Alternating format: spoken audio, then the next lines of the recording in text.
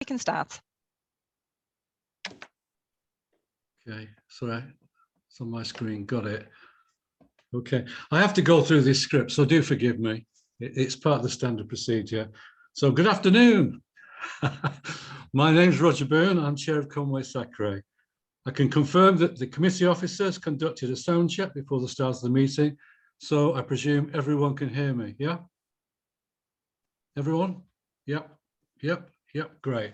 Okay, can I welcome everyone to today's meeting, where we're all attending remotely. The meeting will be recorded and will be available for viewing through the Council's website after the meeting. Can I remind members that translation facilities are available and to choose your language of choice if you haven't done that already. If you wish to speak, please use the raise the hand function. You can also use the chat facility, but please note that I might not be able to monitor the chat facility during the meeting. All microphones will be muted. If you've indicated your intention to speak, you'll be invited to turn your microphone on. If you leave your device for any reason, can you please ensure you're muted and that you turn your video off? That's important because we get background interference if that doesn't actually happen. Okay. We haven't got Libby with us, but I want to give a warm welcome to Kathy. Libby has joined. Oh, she has. Right. Okay. Well, first of all, I'd like to give a warm welcome to Kathy Riddick from Humanist UK, who's going to talk on all the contribution that a humanist perspective can bring to the work of our U3A, and to take questions after that. And also to Libby Jones, who I think many of you know because she's presented to us before, a prominent advisor in Wrexham, prominent member of NAPFRE and of SACRE as well, and is doing enormous amounts of work in the promotion of the AGARED qualification. So big welcome to all of you. Hang on, there's stuff on my screen just put it. Oh my goodness, Windows wants to restart me. Hang on. Oh, panic. Okay, so moving on to the agenda. The first thing we need to do is to appoint a vice chair. And I'm hoping that somebody might volunteer to be nominated.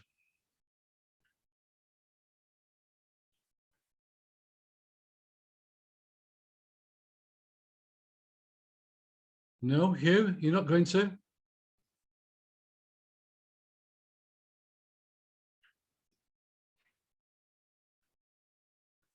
You need to unmute yourself, Hugh. At the moment, yeah, okay. I have been chair until recently, so I think it's somebody else's turn at the moment to do that. Right, okay. Would anybody like to volunteer? You're not likely to have to do it because I'm not planning to miss meetings, but it's just the security of it. And Abdul obviously did it very well, but he's actually leading the council. He's chairing the council now, so he's got plenty on his plate, to say the very least.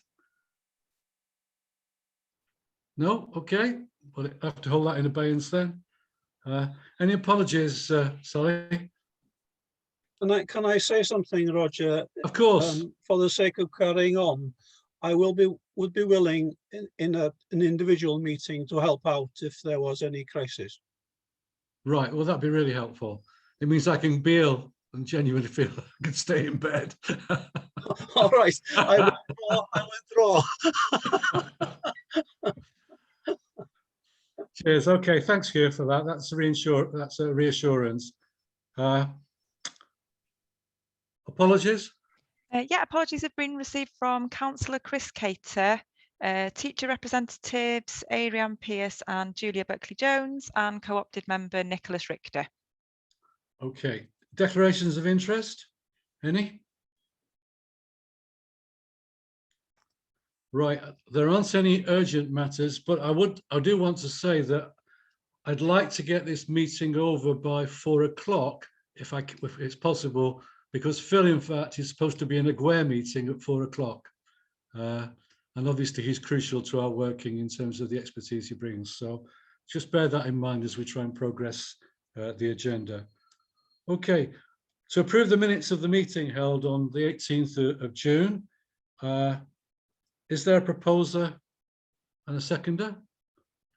Mary proposing, seconder. Thanks, Colette. Okay, if you agree, can you just all raise your hands? Okay, thank you indeed for that. So that's that. Okay. One of the things I was going to suggest under matters arising, which is not, was that we send a letter to this rather fine young teacher, thanking her for the presentation that she made at our last meeting, which really gave us enormous insights to what was going on the ground and was really very encouraging. But happen chance, Hayley is here. So people, the feedback I've had has been absolutely phenomenal, Hayley. People were very appreciative. And I'd just like to record our thanks to you for the presentation that you made. So thank you indeed. Thanks, Roger, and thank you to everyone. That's really appreciated. It was lovely to meet up with you all and to be here today. So thank you for that. Yes, saved me writing a letter as well. Absolutely. Okay, the Religion, Values and Ethics Guidance Consultation, the response is included in the annual report. Phil and I met with a number of teachers. You've seen the submission. Maybe, Phil, do you want to chip in on anything or just wait for questions? Yeah, just wait for questions. Thank you for that. Okay, so any questions about that at all for clarification or whatever? No? Okay, great. Update of for the Education Improvement Team meeting that, as you know, Phil now attends that on behalf as part of the new management structure for SACRE that Lowry has kindly put in place. So can you give us the feedback, Phil? Yes, so I met with Chris last week. We firmed up the communication strategy between ourselves and the local authority in terms of getting information out to schools. So that's been strengthened in terms of our action plan. The only issue that comes out of our meeting is the ongoing COVID situation for schools and for teachers. Because of lots of children going off with COVID, and I think the experience is nationwide, not just in Conwy, but schools are really going through it at the moment. So there are large numbers of pupils that are off, and they have to then be provided with work in terms of blended learning, etc. So it's a really difficult and a fluid situation. So trying to set up a teacher group in the last year has been really, really difficult. And that coincides with a group that GWARE has set up for local authorities to support the AOLE, the new curriculum.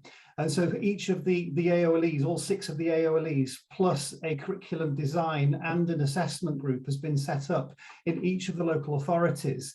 Now that's taken, well, I think that's going to take a huge manpower effort on behalf of the teachers of Conwy and all the local authorities. And we're just trying to navigate how we set up a religious education group, whilst there is also an AOLE group for humanities, and a regional group as well that they will sit on. So there was a conversation at the moment about how do we set up our teacher network in light of lots of other networks and groups being organised and created for the new curriculum. So there's a conversation between myself and Lowry and Roger and the EIT really, and possibly to get GWARE involved with how we can support each other in the development of the new curriculum, but also trying to, because the teacher group that we wanted to set up works on 2 fronts. One is to support teachers in terms of the new curriculum, but it's also to look at self-evaluation, it's also to look at collective worship and other things that come under the remit of SACRE.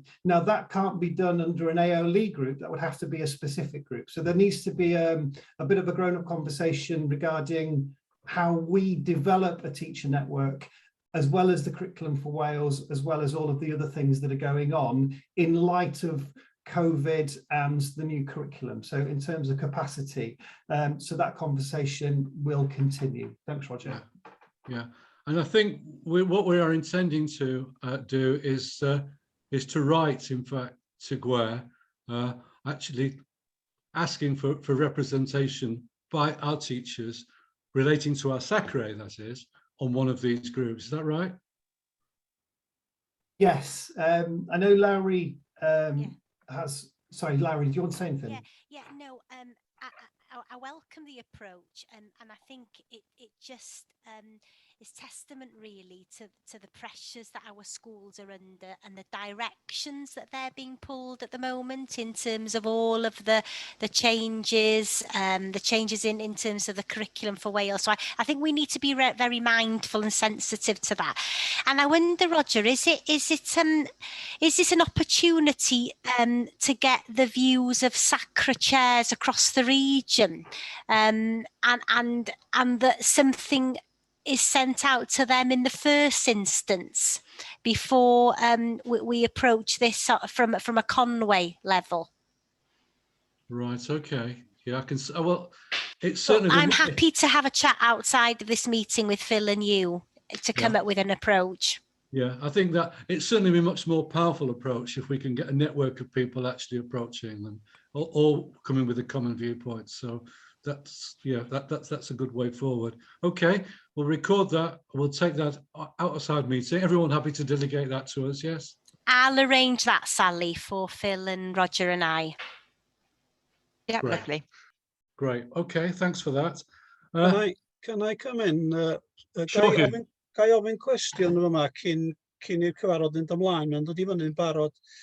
Dwi'n ansicr fy hun hefo'r ddau, da chi'n defnyddio termau gwahanol, a dwi'n gwybod lle da ni sefyll efo'r termau yma ar hyn o bryd. A da chi'n sôn yn fanna am addysg grefyddol, ond mae'r term newydd yn dydi crefydd gwerthoedd amwyseg yn dod i mewn. Be da ni ddefnyddio ym mhle, achos mae addysg grefyddol hefyd yn bwnc yn dydi, yn hytrach na rhywbeth sydd ar draws y cwricwlwm. Lle da ni'n sefyll efo hwn rwan yn swyddogol felly?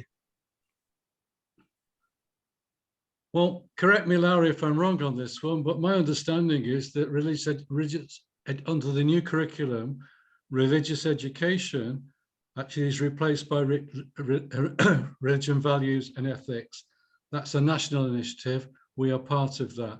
Whether the agreed syllabus, which is formed on that basis, is just the agreed syllabus, or we add things to it to add a perspective, that will be down to our agreed syllabus conference when we get to it. But in terms of the naming, I think it's religion, values and ethics. Correct me if I'm wrong.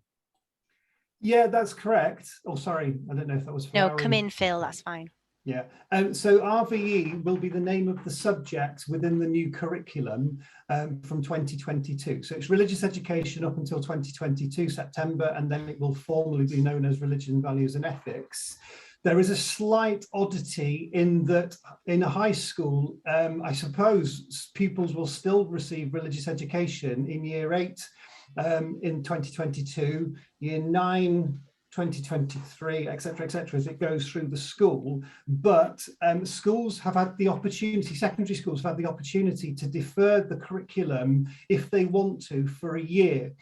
So some schools won't be starting the year 7 and 8 curriculum, but they'll start both together, 7 and 8 until 2023. And at that point, year 7 and 8 will receive religion, values and ethics, but the year 9s will receive religious education officially from the older agreed syllabus. It's the same with the opt-out clause. So the year 7 and 8 will not be allowed to opt out of religious education. There will be no withdrawal clause for them, but the year 9s and 10s, they will be able to be withdrawn from religious education until the curriculum for Wales follows its way through Key Stage 3, or it won't be Key Stage 3 at that point, through high school. I hope that's clear enough. So RE continues until the new curriculum, and then the new curriculum will follow its way through the high schools. Okay, hello. Okay, thanks for that, Phil. Okay, we had an item, the whole issue of the lack of appropriate Welsh language materials was brought up quite strongly at the last meeting, and Hugh and Annis were actually asked to meet together to progress that. I know that hasn't happened, but I'd like a target date for that, if possible, from you both, so that we know when it's going to come back for further discussion. Gai ddod I mewn efo yma rwan, mae gen I gwestiwn ynglyn â, ydych chi di ofyn am i ni wneud camau ymlaen. Wel, ella bod Anest yn gwybod mwy na fi, ond o drio ceisio gwybod pa gamau ymlaen, mi ddylia ni fod hefo'r wybodaeth llawr dosbarth, llawr ysgol mewn gwirionedd, cyn symud ymlaen i ddweud beth da ni isio.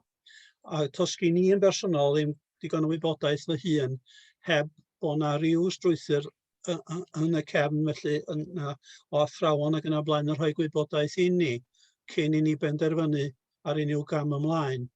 Felly, dwi'm yn gwybod beth mae Anest yn feddwl, ond efallai na peth cyntaf fysa i ni drio trefnu i gasglu rhywfaint o wybodaeth i ddechrau i fod yn sicr lle da ni sefyll cyn i ni ddod i drafodaeth ac i benderfyniad felly.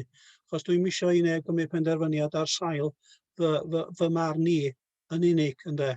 A mae'r peth yn gallu bod yn ehangach nag ysgol, mae'n ymwneud ag awdurdod addysg, mae'n ymwneud â'r llywodraeth, a hefyd yr rheini sydd yn cynhyrchu defnyddiau a'i hamseru nhw ac yn y blaen efo hyn.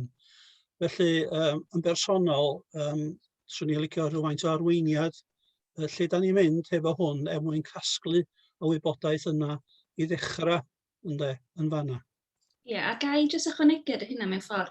Na sylw gafodd I wneud yn y cyfarfod dwytha ynglyn â'r diffyg darpariaeth cyfoes Cymraeg ar adnoddau sydd ar gael, a mae hynna wedi dod yn adborth gyn athrawon.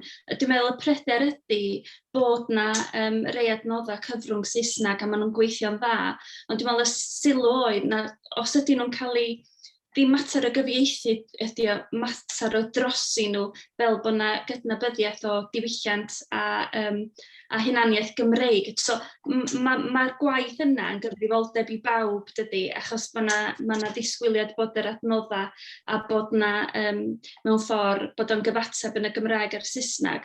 Ond dwi'n meddwl be oedd y sylw hefyd oedd eich bod angen fforwm, a dwi'n gwybod os na'r CYSAG ydy'r fforwm, ta os na fforwm mwy weithredol, lle mae angen eich rhai sy'n darparu adnodd cyfrwng Cymraeg yn unig, rhannu arfer da, rhannu adnoddau cyfrwng Cymraeg, a dwi'n gwybod os na rôl CYSAG ydy hynna, ta di o'n rhywbeth mwy gweithredol sy'n disgyn efo gwe, a dyna oedd y sylw. Felly pan ddoth y cais drwodd I fi, nes I banicio, meddwl, oh gosh, do'n I'm yn cofio bod fi'n gofod gwneud dim byd. Ond dwi'n gweithio tymor ysgol hefyd, so os da ni heb di cael y cyfle I gyfarfod anyway, ond do'n I ddim yn glir chwaith, so dwi'n chydig bach yn aniglir yn parthed hynna lle. Lowry, the question, one of the basic questions there is about actually having correct knowledge on the ground so that we actually are able to analyse the situation and whether we are the people who should be doing it or whether there are initiatives already within the authority which are moving down this line. Could you help us? Diolch Anest, pwyntiau dilys iawn, a dwi'n llwyr gytuno. Da ni wrthi rwan yn mynd ar y cynllun strategol yr Gymraeg mewn addysg drwy'n broses democrataidd ni, hydref yma, iddo gael ei gymeradwyo gan Llywodraeth Cymru ym mis Ionawr. A mae gennym ni dîm sydd yn gweithio ar hwnnw. Felly dwi'n meddwl yn yr ystyr cyntaf, dwi'n meddwl efallai fasa cysylltu gyda'r tîm yna unai Phil neu Anest neu'r ddau na chi mwyn gweld hyd a lled beth sydd yn rhan o'r strategaeth yna ac yr wybodaeth da ni'n ei gasglu fasa'n galluogi chi wneud y darn yna waith. Ond dwi'n meddwl mae o'n rhywbeth yn sicr y gallen ni wneud ar y cyd. A dyla bod o ddim yn gyfrifoldeb I aelodau unigol o'r SACRE. Felly dwi'n meddwl sa'n ni yn nodi hwnnw fel gweithrediad bod Phil ella Phil yn yr ystyr cynta, yn cwrdd Phil gyda John Paul Jones a Delyth Wyn Jones, a maen nhw yn rhan o yn tîm canolog addysg ni, i weld be yn union ydy be sydd wedi'w cynnwys yn yr strategaeth a'r math o wybodaeth sydd yn ddo'n barod y gallwch chi ddefnyddio i wneud y darn yma waith. Okay, so we've got a starting point there, in fact. I mean, the issue was one that Hugh particularly raised at the last meeting as being very important. We would completely agree with him, obviously, on that, but it's the best way forward. So that's the first, what Larry's suggesting is the first stage there. Are we all happy with? Sorry, and one other point there, Roger, is key to this is our head of Ysgol Dyffryn Conwy, one of our Welsh medium secondary schools, is also part of that group that are working on the WESP. So, you know, there's a wealth of information there readily available. Okay, so Phil, are we happy with we go down that line? You're very much involved in this, obviously. Yeah, I was going to suggest, I couldn't remember the language around the WESP and the strategic plan, but I knew that there's something much bigger than SACRE going on, and actually whether we could feed into that or have a conversation. So what Larry suggested was really what I was going to sort of suggest as well, but I'll pick that up. That's no problem. I've popped the names of the officers in the chat for you, Phil. Oh, thank you. Okay. So we'll let that exploration go on, that joined up thinking going on, and then take stock at the next meeting. Yeah. Okay. Happy on that? Yeah. Yeah. Great. Okay. Right. We've now got item 7, which is Libby's presentation. I want to say that I'm actually quite excited by the emergence of this, and I'm both Phil and I are quite surprised that we've got down the road as far as to enable delivery this year with regard to that. That must have been an enormous amount of work on your behalf, Libby.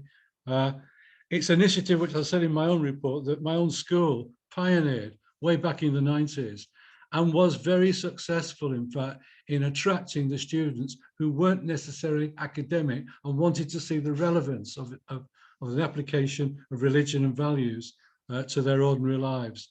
And we had a very, very good uptake and a lot of interest. So I'm really excited this is taking place here now. So it's over to you, Libby. And again, a warm welcome from all of us. Thank you, Roger. Thanks for that. And thanks everyone for listening to me today. I'll try and be fairly brief. I do have a PowerPoint presentation. I don't mind if I can't share it. I can just talk you through that anyway, but would it be possible to share for me to share my screen, please? Sally? Yes, absolutely, Libby. Yeah, go ahead. Yeah, it's all there. Right, okay. Share the right one.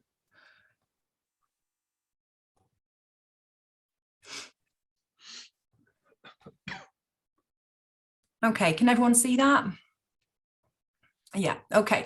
So yeah, so I'm going to be talking about the Agorad Cymru Level 2 Award and Extended Award in Exploring Worldviews. I'm going to give you a bit of context first, just to help you understand where we were coming from with it. So it did start with Wrexham schools, and as I'm sure you've experienced in Conwy, in recent years, an increasing number of our schools have been struggling to remain compliant with legislation at Key Stage 4.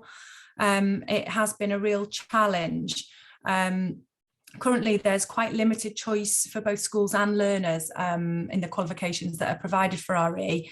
We have a very good GCSE for option learners, a full course GCSE, and there is still the short course GCSE that is provided. However, what we've found with our schools in Wrexham is that schools are not finding it easy to offer that to non-option learners, so your statutory core learners, but they still have to provide some RE for their statutory learners. So it was becoming unreasonable, really, and unmanageable. So it wasn't just about the statutory learners per se, in that they weren't interested in the content of the GCSE, but also accessibility of the GCSE, especially for learners with ALN or learners with other challenges, whereby they weren't in school very often. There were lots of reasons why what they had on offer wasn't working for them.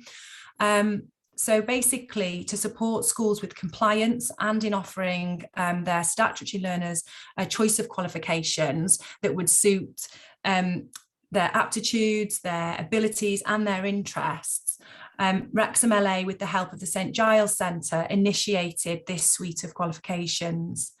And what we're hoping is that this suite of qualifications will support learners in developing their skills and knowledge in RE, and improve their understanding of religions and beliefs, non-philosophical convictions, to use the new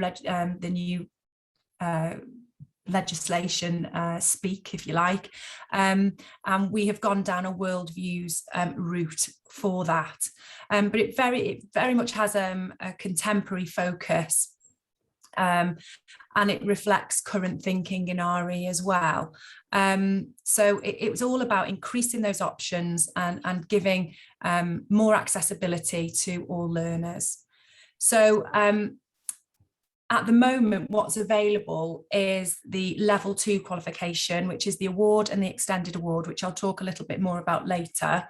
And in the next few weeks, we hope to have available the level 1 qualification as well within that suite.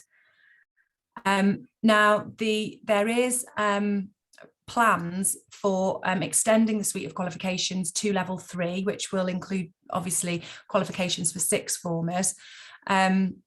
But I won't go too much into those plans because they are very initial at the moment. But just to give those people who perhaps aren't aware of this sort of terminology, so a level 2 qualification is a qualification that whereby the GCSE grades that would be sort of equivalent, if you like, is A* to C. That's a level 2 qualification. And then a level 1 qualification is D to G. So this suite of qualifications will cover both levels, which is really useful. Okay, so about the qualification then. It's designed for 14 to 16-year-olds. And specifically for learners who have not opted for GCSE religious studies. And it's really important that we remember that, because this particular qualification is completely different from the GCSE. We've been very, very careful not to step on the toes of the GCSE and not to introduce the same unit and the same types of themes, but to be different not only in content but in the way it is delivered and the way it is accessed. So this is a vocational, it's described as a vocational course. It's contemporary in the units that are offered, which we'll have a little look at in a moment. It supports a flexible learning and teaching methodology. So it doesn't have to be done in the usual way in terms of a discrete once a week lesson. That's not imposed.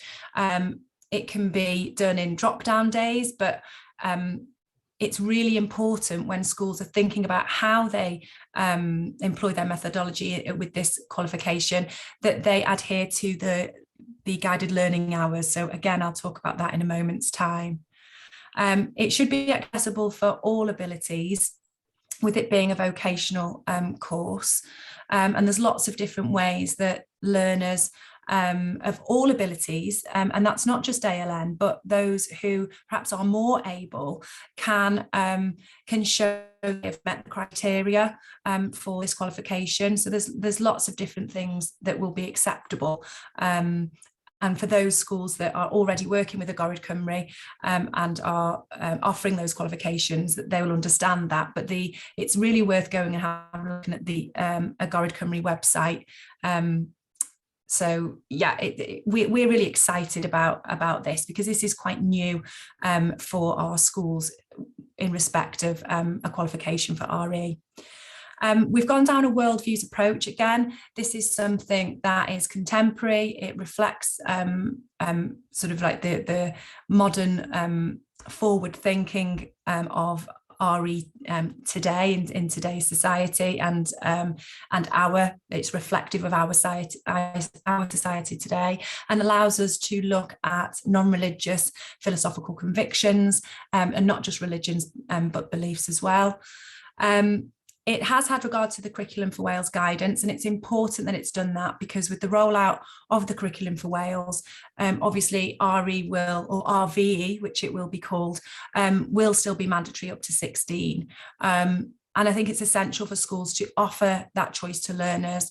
And at the moment, whilst Qualifications Wales will be telling us more about those qualifications that go with the new curriculum, this is something that we have got now, and that we need now. It's going to be too late to wait. That's what Wrexham felt, basically. It was too late to wait for those to come in. And also the units that we have included now, and the future units that we will include, really lend themselves to the statements of what matters in the humanities, as well as being in line with the current agreed syllabus. So obviously we know with the rollout it's phased in, so some learners, and particularly Key Stage 4, will still be working with the agreed, the current agreed syllabus for a good few years yet. Just to give you a little bit of background information on the performance and curriculum information. So the Level 2 award and the Level 2 award and extended award, they come under the domain of humanities and social sciences and preparation for life and work, which is perfect for the new curriculum as well as the current curriculum. The grading scale is a pass, so they just get a pass. There's no merit or distinction or anything like that. It's just a pass. The award is 3 credits to get the award. So any learner that does a unit or a number of units up to 3 credits will get the Level 2 award in Exploring Worldviews. The guided learning hours for that are 30, and that basically is equivalent to a quarter of a GCSE at a Level 2 grade. So the contribution values for school is 11.5 points for that Level 2 award per learner. And then with the extended award, if we just look, because the domain is the same, the grading scale is the same, but the credits are obviously more. This is the extended award, and so that's 8 credits is required, and the guided learning hours for that is 80. Now, just to put that into some kind of context, for a short course GCSE, which is a half GCSE, the guided learning hours would be around 60, and for a full course GCSE, the guided learning hours would be around 120. So this is similar to the half GCSE, the guided learning hours for the half GCSE. Now, this is not an easy fix, and it hasn't been designed to be an easy fix for school. It's been designed to be a better fix than the GCSE for statutory learners only. So again, I can't state enough that this is not in competition with the GCSE, which we think is a fantastic course for option learners, and is the right course to take for future study and further study of RE or RVE in the future. But it is something that I think is more accessible and perhaps more flexible than the GCSE for schools to offer their learners. And whilst the guided learning hours are there for a reason, that does include independent study and different ways of delivering the course other than being sat in a classroom. So it's up to schools to decide how they follow that. The contribution values for the Level 2 extended award are 23 points. which again is that's the short course equivalent. Libby, can I chip in there and just Yeah, ask of a course, question? yeah. Contribution values, is that to the school's overall performance in examination? Yeah, That is, yeah. Okay, so if we have a look at the available units at the moment, you can see there what those are and what they're called and what the credit values are for those. So the one only mandatory unit is called Understanding Worldview. That's worth 3 credits. So if you remember back to the level 2 award, a learner who does just the mandatory unit can actually receive the award, the level 2 award, which is, you know, a quarter GCSE basically. So that would be all they would be able to do and have to do for that level 2 award. And then if they wanted to do the extended award, then they would need to do enough units to gain their 8 credits. So they'd have a choice of exploring my worldview, ultimate questions, medical ethics, ethics of sport and leisure, and worldviews in my community. So they could do a mix and match there with whatever unit the learner decides, or alternatively the school might decide to just specify the particular units they're happy to actually deliver. It's up to the school and I suppose the learner. So we chose these very contemporary units to start with. Obviously, they'll need that mandatory unit to get a feel for what a worldview is, the definition of a worldview, etc., and a good understanding of that before they go into exploring their own worldviews and looking at the different contemporary issues that we've got there in the other units. But we do feel it does give them still some choice. And then so then in 2022, what we'll do is work towards adding units regularly so that they will be able to have more choice if they want to do the extended award. But then we will eventually, we're hoping by September 2022, be able to offer the level 2 certificate, which will be equivalent to a full course GCSE. So they would need around, I believe, 13 credits for that. So there will be enough units available to them to choose from in order to gain those 13 credits. Right. Can I chip in again? Of course you can, Roger. Yeah. Why did you only make ultimate questions, which is a natural flow from understanding worldviews, goes to it? Why did you make that kind of, choice unit on a par with the others there, when it seems to me much more fundamental to what OVE stands for? Well, that's an interesting question and a good one. I think really it's up to, we wanted to give schools the opportunity to choose what they wanted to do, and so therefore we made the mandatory, we could have had 2 mandatory units, and ultimate questions may have been one of the 2 mandatory units. We actually had in mind that there would be 3 mandatory units, but we decided to just go with the 1 mandatory unit to offer the most choice, and to work with schools' own expertise.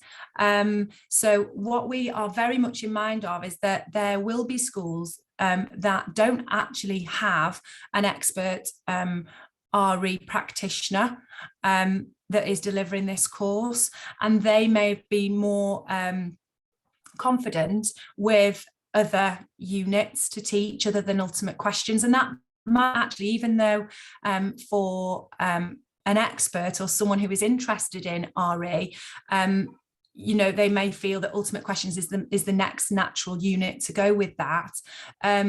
It might not be something that a practitioner is totally comfortable with just yet. So it was decided that would just be one of the units that is offered. I just wondered, therefore, on the basis of what you've just said, is that maybe the guidance that goes for teachers would say something on the basis, if you feel confident, we would recommend that one of the units be picked up would be ultimate questions. But if you don't feel confident about this, feel free. I think, I mean, that's good advice. Thank you, Roger. I think in the spirit of the new curriculum, we really want to keep it up to schools what they decide to do. I think within the Understanding Worldview unit itself,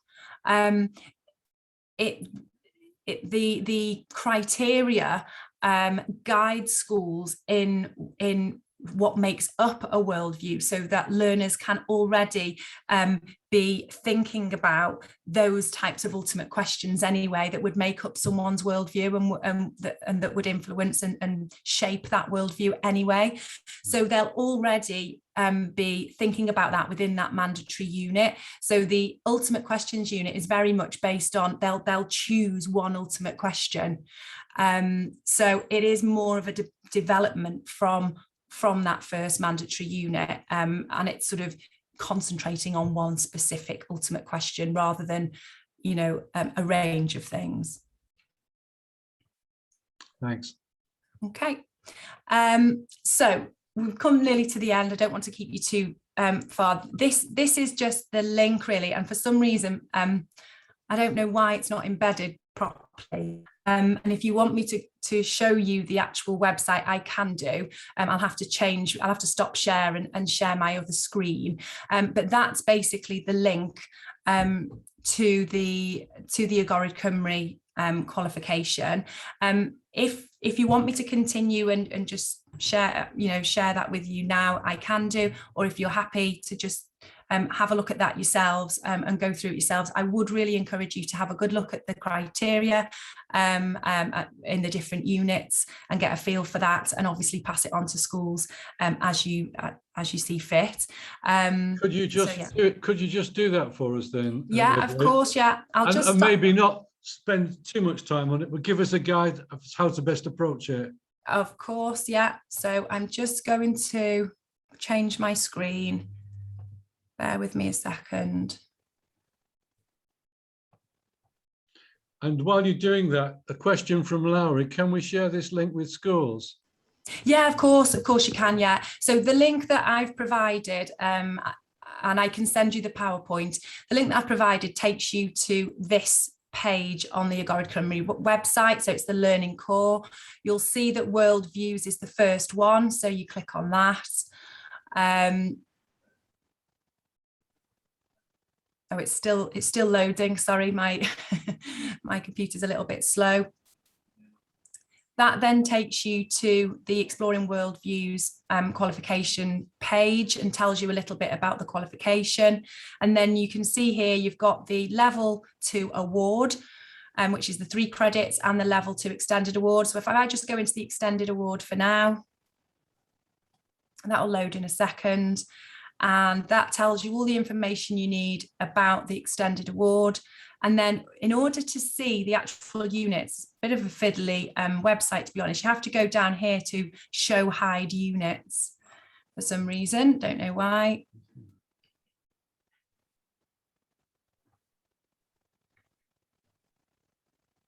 For some reason, that's not doing anything.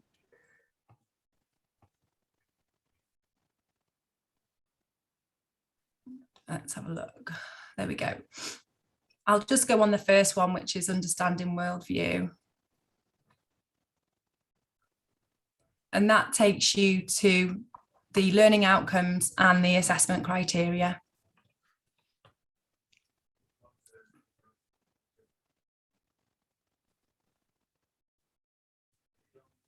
Right, okay.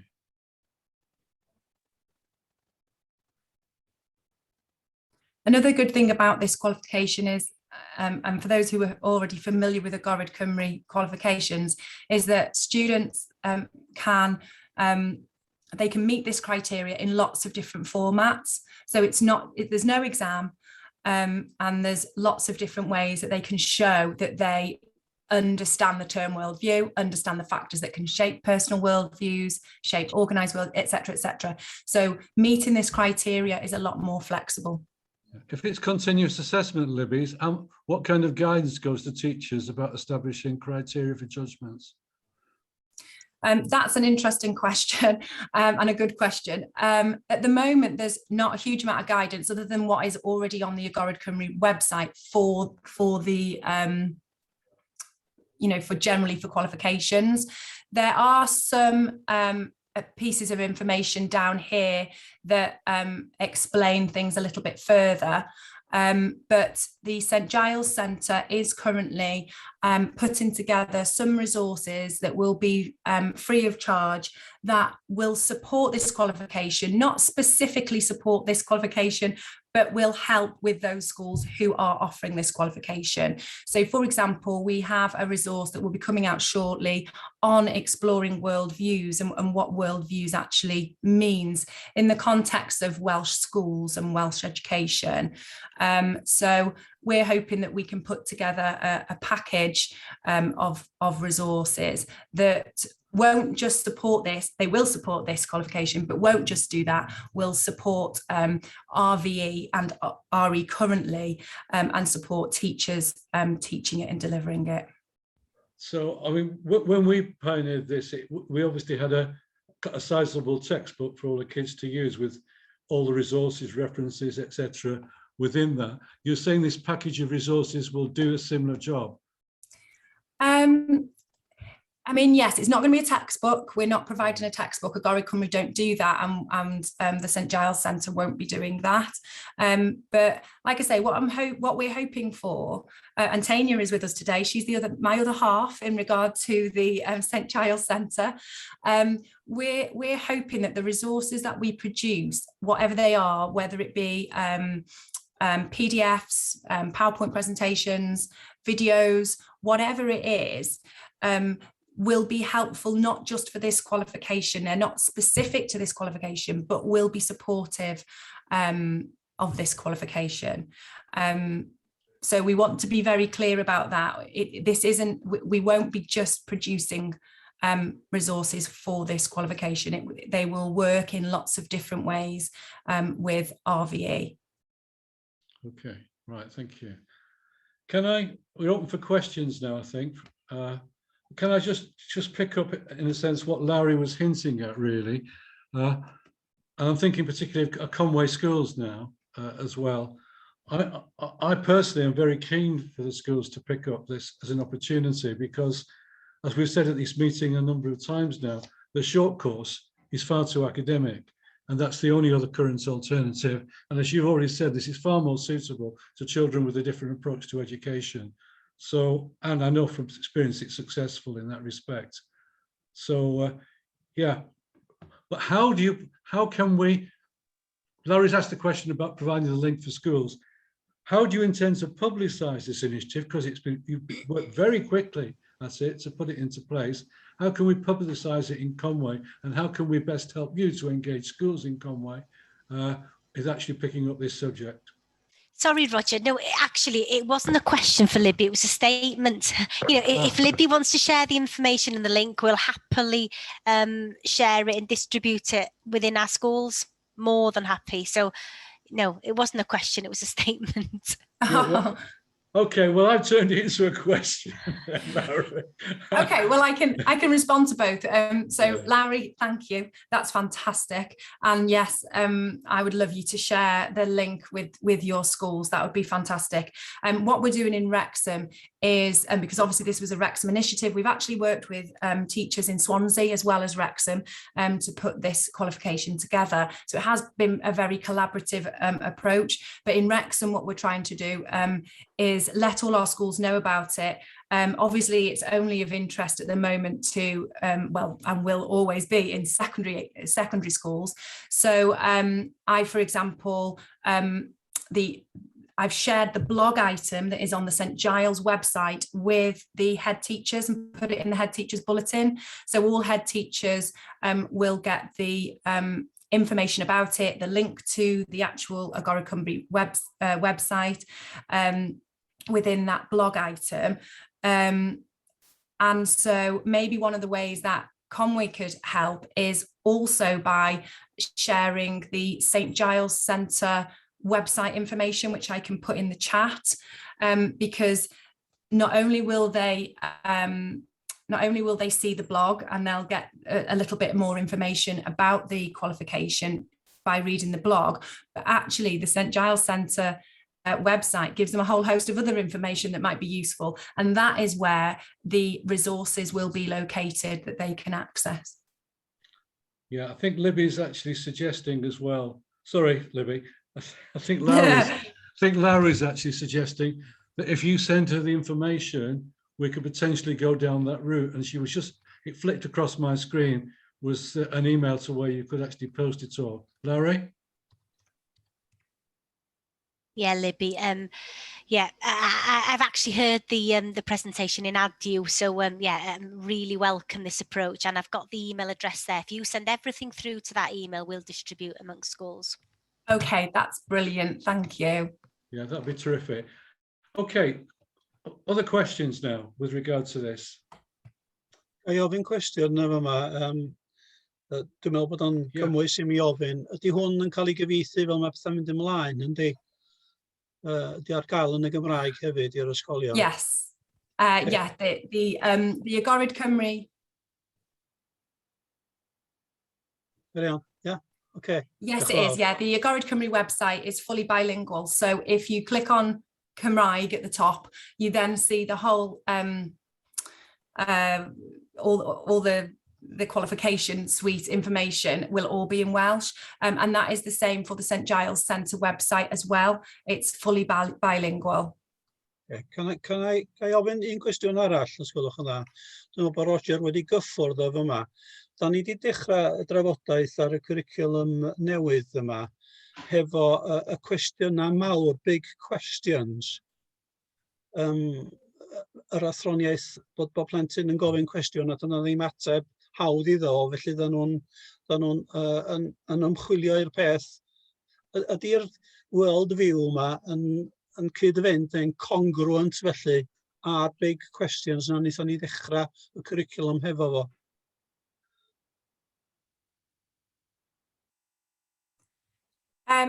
Yes, in that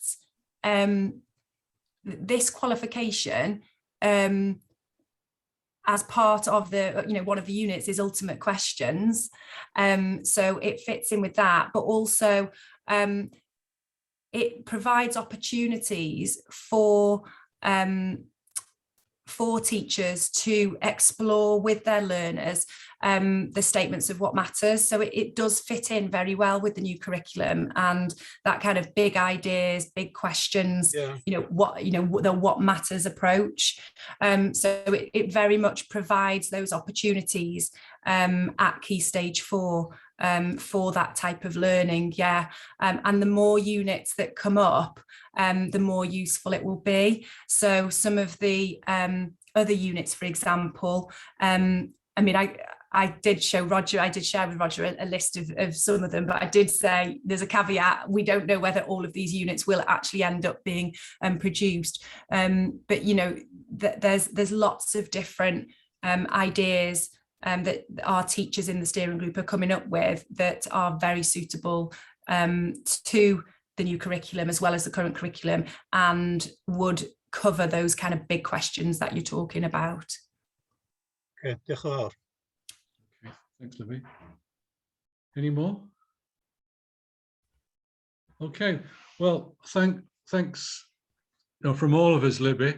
I think I'm getting the nods round. I think we're all much clearer now, what's involved. What are your hopes in terms of pickup? It's really difficult to say. We're basically thinking that it will probably be picked up by schools for use, particularly with small groups of ALN learners initially. And then possibly as schools get more familiar with it, they may actually then open that up to your larger statutory learner group. But initially we think it'll be quite a low in pickup to kick off with. I think you need to be careful you don't get categorized as an ALN qualification, because it clearly isn't. No, it's totally, both ends of the spectrum and everything in between. It's really for statutory learners, those who haven't gone down that GCSE route, which is the absolute right route for further study in more an academic way. Yeah. Okay, well, thanks for that. Well, thank you indeed. Thank you, everyone. And thanks, Roger. Yeah, best of luck in progressing. Thank you. That's great. Cheers. Bye-bye. Bye now. Bye. Okay, we move on to item 8, the humanist presentation from Kathy. I think I've always felt that one of the, unlike catechistic education, which I fought very hard against when I was ahead, the purpose of religious values education is to open students' eyes to the various perspectives on the meaning of life. And for that reason, it's good, therefore, to welcome a humanist into our midst. I think about my own personal education, Kathy. My dad was a scientific humanist, avowedly, and the number of conversations we had about life on his perspective, and I was attending church at the time and have a strong faith, was an interesting educational process for both of us. And I think that's what's the important thing, that what takes place in schools is an educational process which encompasses all the potential avenues for looking at the meaning of life. So we give you a warm welcome and look forward to what you've got to say to us and what your contribution as a humanist might be, or Melody's contribution to our work on SACRE. Thanks for the welcome. Can you hear me okay? Because I'm working on 2 devices at the moment, which is a bit beyond my capabilities, but I'll give it a go. So thanks so much for inviting me along today. Humanism on SACREs and in the curriculum has been something that I've been working on over the last 5 years. And it's been incredibly rewarding to see the welcome that we get from some areas, and to be able to work alongside faith groups, counsellors and teachers to make sure that RE progresses and becomes the strong subject it needs to continue to be within the curriculum. So I thought I'd start by just giving a really brief overview of humanism. It's not possible to really explain humanism in 5 minutes, but I'll give it my best shot if that's okay. Humanists don't have a doctrine or creed that they have to sign up to, and many humanists disagree on specifics about the best way to live. There's not one humanist set of beliefs, but most humanists agree on these key things. One is that the world is a natural phenomenon and there's no supernatural side to it, that science provides the best way to understand the world. Humanists are either atheists or agnostics. It's quite possible for a humanist to be agnostic. It means they don't know if there's a God or not, but they don't believe they need that aspect of a God in their lives to make their moral decisions. Humanists tend to see no persuasive evidence for an afterlife, nor an ultimate external meaning to life. They believe we're capable of making meaning within our own lives and support others to do the same. Humanists believe that morality is a human construct, that morality has evolved within us as a human race, and that we should use reason, empathy, and compassion and respect in deciding how we act. Humanists are secularists. They're not anti-religious at all, but they do believe in freedom of religion and belief for everybody, and that no one religion or belief should have a privileged place or precedence over any other. And humanists value humanity and celebrate human achievements. That's a really quick snapshot. Obviously, you could delve into it much, much deeper, but they are the basic fundamental aspects of belief that humanists agree on. In terms of Wales humanists, who I represent, who are part of Humanist UK, we've been involved in supporting religious education across the UK for over 60 years. We provide resources and advice to parents, students and teachers. We've got a school volunteers programme. We've got an Understanding Humanism website that's got a lot of resources to help in teaching humanism. And we're getting more and more of those resources available in Welsh as well. Already, a lot of our primary resources are on there in Welsh. We've been an active member of the Religious Education Council for England and Wales since it was founded in 1973. I'm currently a board member of the REC, and I'm also an executive member of SACRE alongside Phil and Libby. And I'm also the vice chair of Vale of Glamorgan SACRE. As a national body, Humanist UK represents getting humanists on SACRE, supporting existing SACRE members and supporting prospective SACRE candidates. In addition, I've been working with Welsh Government on the new curriculum. I've been on the strategic steering group for curriculum reform for the last 5 years. And I work alongside representatives from religious groups on the government's moral and ethical advisory groups, particularly over the last 18 months, the COVID moral and ethical advisory group, where I've worked very closely with colleagues from the Church in Wales and the Catholic Church, the Muslim Council for Wales, to make sure that decisions that are taken by government are informed in how they may affect people from all of those different belief groups. And it's been really heartwarming to see Welsh Government listen to all of those religion and belief groups and use that input in how they decide things like how ceremonies can proceed, because obviously funerals have been a really important part of people's lives, and to make sure that they can go ahead in the safest way possible, to make sure that different beliefs are respected equally, has been really important.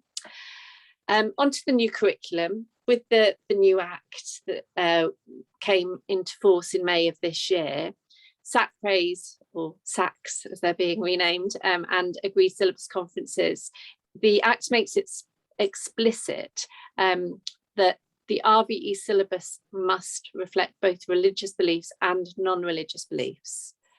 And it also makes it clear that people can be appointed to represent non-religious philosophical beliefs in the same way that they can be appointed as those who have religious beliefs on Committee A. And that's really important, because when you're signing up to the agreed syllabus for your local authority, non-religious beliefs or worldviews or philosophical convictions, or whatever we want to label them, can be quite a new area. So if you have somebody on your SACRE who comes from that belief background, who can give you their viewpoint, their opinion on what may or may not be suitable within that syllabus, it's just adding a level of richness to that Committee A to make sure that you're providing a syllabus that is not only in line with the Curriculum and Assessment Act and the new curriculum for Wales, but is also going to be valid for all of the population that you have within your local authority area. The agreed syllabuses need to recognise that while the principal religions and traditions in Wales need to be taught in schools, other beliefs, such as humanism, are a recognised part of life within all of our local areas in Wales and beyond. This isn't about trying to replace religions or change the heart of what RE is going to be in the curriculum. It's about making sure that we're teaching a wide remit of religion and belief, that we're being really pluralist in our approach to it, and that the teaching of it is objective enough that it gives children the ability to examine, understand, critically analyse what information is being presented to them, so that they can discover their own beliefs and come to a place where they understand their own view of the world, and make sure that they've had a rich experience.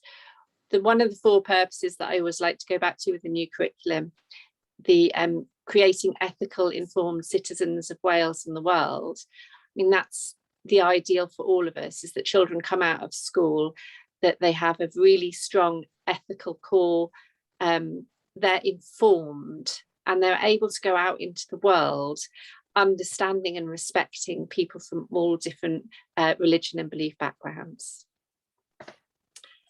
So within the SACRE in Conwy at the moment, we understand that you have, your committee A is currently 100% Christian in its makeup, and you have a couple of vacancies, and those vacancies are currently listed for 2 other Christian denominations and 1 other religion, and then in brackets next to it says not humanist, which is quite interesting from a humanist reading that, because I can't imagine you sending a document like that out where it would replace the word humanist with any other belief, because that would be deemed potentially offensive.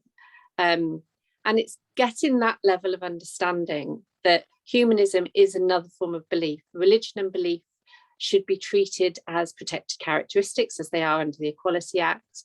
But it's important to be able to see things from the perspective of people who have different beliefs to you, which is what I believe that Committee A should be all about. We're not looking to disrupt. Can I just chip in there, Kathy? Yeah. I think there's some kind of misunderstanding floating around here. And Phil, you can correct me on this if I'm wrong, but the vacancies are for positions that have traditionally been filled by Christian denominations. Your place on here is not even a question. You're already in by statute. Humanists are. Yeah. That's not how it's been put to us at all. So my understanding, as I've been invited along today to explain why humanists believe they should have a place on SACRE, and to give a presentation to try and sell our position, which is what I've been asked to do at a number of other SACREs around Wales as well. I think it's good that we get the insights. I mean, that's really important for our work. But your place is there by statute. And these vacancies, they're saying not humanist because the humanist place is already filled. Right, because it's not listed on that document that I was sent through, and we certainly haven't been told that we've been offered a place on the SACRE. Well, it's not us to, it's not even us to, we actually, we in this SACRE, before I became a member, I think in Hugh's time as well with Phil, we actually put out invitations to local humanists to actually see if we could get a member to join us as a co-opted member in those days, and nobody actually took them up. So there's not been any kind of, what's the word, hostility towards having this perspective as part of the overall perspectives of SACRE, but you wouldn't be invited because you have a place guaranteed. Right, okay, well that's definitely a misunderstanding because we haven't been told that. I think the candidate who put themselves forward to come on to SACRE felt as if they were being asked to come to be interviewed to see if they were suitable for the position, see if they were suitable to be given a seat. And, you know, it is contentious. We've been rejected by quite a few SACREs across Wales and asked to prove how many humanists there are in the local area, or prove why we believe we deserve a seat on Committee A. Well, those questions are interesting ones because, as you said, I mean, part of the way you opened out on this subject is that there's no creed. All our denominations here can put a hand and say, we sign up for a particular creed. You're saying there are different perspectives, but there are general principles that underlie humanism. Now, for us to understand that, that's a useful journey for us to make as well. I was aware of it because my dad would probably hold different views from you. But it's not a question whether you would be here. We're not allocating the place. The governments have guaranteed it. That's really heartwarming because it's, I think, especially with the ASC coming up with a new curriculum, it'll be really valuable to have a humanist. And I'll speak to our candidate to see if they are still happy to fulfill that place. Yeah, I mean, we would be, I mean, I would think probably from our perspective, I mean, it might come out in the questions that you received from the members around here at the table, would be that we would want to be sure in our own minds, and we look at people like Richard Dawkins in this way, that you were as objective as we are trying to be. In other words, we're providing an educational experience and not philosophical drive or a catechetical experience within the schools. Yeah, absolutely. And that's something that as Humanists UK, we make sure that anybody we nominate to take a seat on the SACRE is presenting our belief about how RE should be taught, which sounds like it concurs very much with your own, that it should be objective, that it should be pluralistic, that there should be respect for all beliefs, and they should be taught equally and fairly. And that's definitely how we want RE to move forward. We have a few hands raised, Chair. We have Councillor Abdul Khan and also Lowry Brown. Yeah, sorry, I missed the last bit. Did everybody else lose the screen? I lost the sound completely. No, it's obviously, oh, it's my connection. Abdul. Yeah, thank you, Chair, and thank you, Kathy. And it's just a question really from my personal, for my personal understanding and from the personal heart. My understanding of SACRE, Standing Advisory Council for Religious Education, that's the body. Now I know, and I go to every religion places, and what we have is like, we know there's a destination, which is God, but we come from different direction, but the destination is God.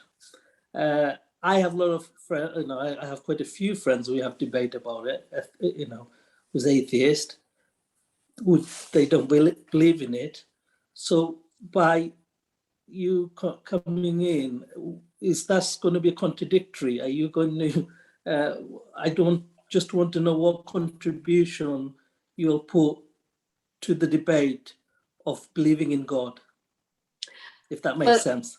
Yeah, that makes complete sense. The new curriculum of religion, values and ethics is about learning about religion and non-religious philosophical convictions. And the non-religious philosophical convictions that humanists hold are that they don't believe in God or gods. They don't believe that you need that belief to give you a moral compass and to be a good person, but they respect other people's rights to that belief. And that's the really important thing. Is like, from my personal opinion, and as I said at the start, humanists have many, many different beliefs. I don't think there is proof that there is or isn't a God, but I don't feel I need that to make me a good person in my life.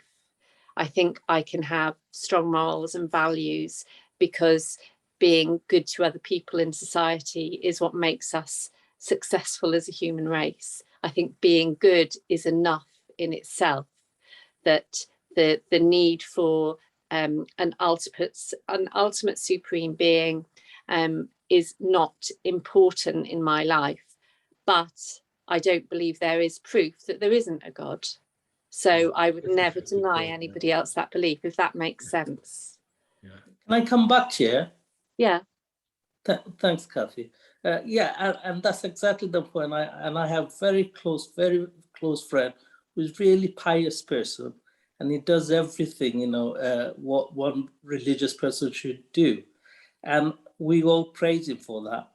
And for his praise, because we're praising him for that, that's the reward he's getting in this world. Now, as a religious person, they do that for a God. And God doesn't need no CCTV or anything. He sees everything, he hears everything, and we believe he controls the world, like this virus now. We know we were powerful, but the point I'm trying to make is I often have a debate with him. Yes, because we praised you, that's it. When you go to God, he'll say, your fellow human praised you, and you didn't do it for me. So that's that. But that, I'm going off the tangent at the moment, but what I'm saying is, if we as a religious body asking our children to have a religious value, and then you come in and say, oh, look, don't learn all this because God doesn't exist. Is it contradicting that bodies? That's all I want to know. I don't believe it is, because we're not saying don't learn this because God doesn't exist. We're saying learn it, learn about all these different religions and beliefs, because they affect how people make their moral decisions. It's those beliefs that are fundamental to what makes people who they are and what makes them make the choices that they make in their lives. Make your own choice about what your beliefs are, about whether you believe there is a God or not. But some people don't believe there is, and that's okay too. So that's okay too by me. we Well, everybody has their own opinion. Yeah. But we're going to agree to disagree anyway. Thank you. Okay, thanks, Abdul. Yeah, open it up to other any hands? Yes, sorry, Yeah, just Jenny. one comment. Oh, sorry. Oh, sorry. Jenny was first, yes. Lovely to meet you, Kathy, and it was really interesting to hear what you said. I think I work within Church in Wales schools, so I was a teacher and a head teacher, and work with many teachers. And I think what you're saying actually resonates with many of us. You know, I've worked in school and children have come up to me and said, you know, quite concerned really that their parents may not believe in God or someone in their family doesn't. And I think it's really important that we do value, you know, everything that's happening in our children's lives. And I think that's why this curriculum is very, very exciting. The faith journey for me is very personal. And I've had times when I seriously haven't believed in God, but I think there's always been a thread with me. If I didn't really believe, it was just more that I was angry. And that is my very personal faith, that I've been angry with God, but I do fundamentally believe in God. However, what I wouldn't like to say is I'm exactly the same as the Christian next door to me. No, Christians come in all different shapes and sizes with their own level of belief and their own faith journey. And as someone in education, I think it's wonderful that you're joining, or someone, you know, from the Humanist is joining this SACRE. And just to say, you know, I only joined earlier this year and didn't have a great big welcome party. I just came on because there was an expectation that there was a representative from Church in Wales, and I just arrived and that was it. So sometimes I think we feel, you know, we're a minority, we feel that people are judging us. I think not always necessarily. I think we're all just carrying our own kind of concerns and maybe sometimes feeling vulnerable. But I'm quite sure whoever comes here to represent the Humanists will be really, really welcome. And personally, what a great opportunity for us all. Thanks, Jenny. Yeah. Thanks, Jenny. Larry. Yes, just hi and welcome and croeso. Just to echo really what Jenny and Roger have already stated, and there was never really it was never an option for us to segregate any group, and you know, particularly humanism. So we welcome whoever the representative is on this group, but I think it's welcoming, and I'm heartened as well, because I think in terms of our learners in Conwy, children and young people, it's about providing them with information and enriching experiences so that they can develop their own set of ethics about how they should act, how they should behave, how they should live, and whether that is a Christian approach or a humanistic approach.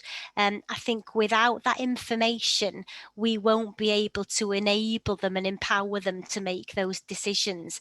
And I think without having that ownership around your ethical values, your beliefs and your intent in life, there's no purpose really. You have to get that ownership.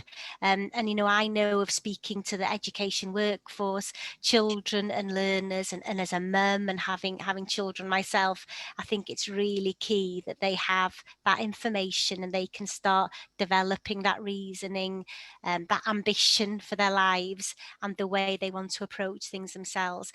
And I think as a group, what we maintain is we want to enable learners to create that balanced view of the world, of themselves, and of others. So that's very much, you know, what SACRE in Conwy is about. I think Laurie's just said is that, you know, we're in the business of education, and education is enlarging the possibilities that children's mind can actually engage with. I do want to actually put a couple of, no, I've got a couple of questions on that I really want to put to you, but I've said a lot already, so are there any more? Phil has his hand up. Phil.